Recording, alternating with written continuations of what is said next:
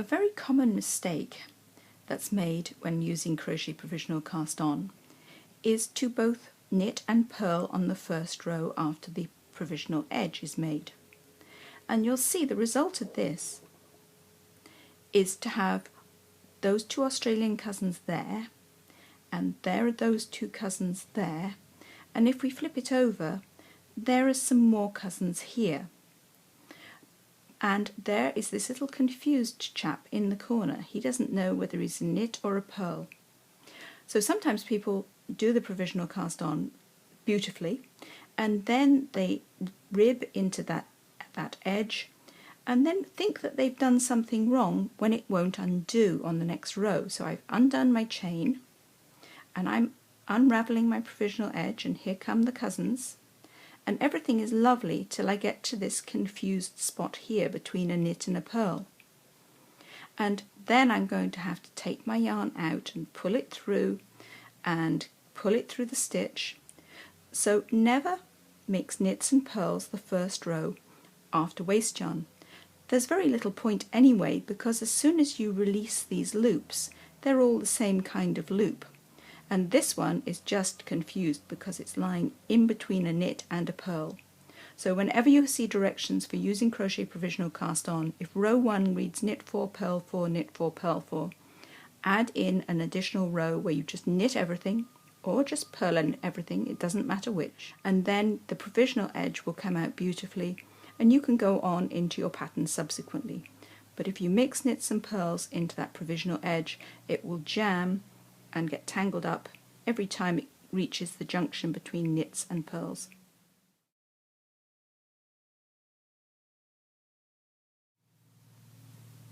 Yet another tricky area with crochet provisional cast on is that you should use one continuous piece of yarn in that first row or round. Crochet provisional can be done flat or round according to your needs, but in this case this is a small piece of stranded knitting using 2 colours, and when I come to remove this edge I'm going to be in difficulties. If I hide the floats or pull the floats down, you can see there's 2 lovely Australian cousins there, and there's 2 lovely Australian cousins there, but this place where there should really be a cousin is just an in between the green and the cream, and that's going to be very difficult to pick up. So let's remove the edge and see what we can salvage.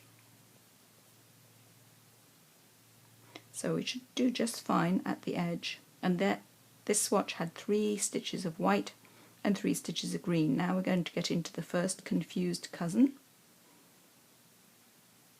and now these are good green cousins here, 1, 2 of them, another confused cousin, 2 good cream cousins, a confused cousin.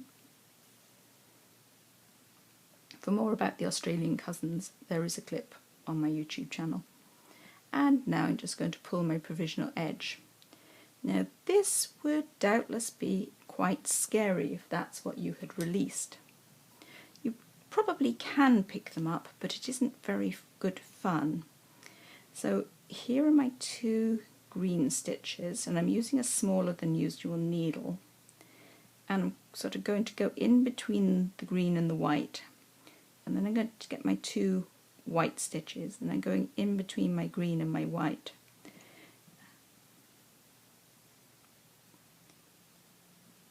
And I'm picking up something. That one's a little different because I've got a yarn tail, but I'm just picking up something and hoping for the best.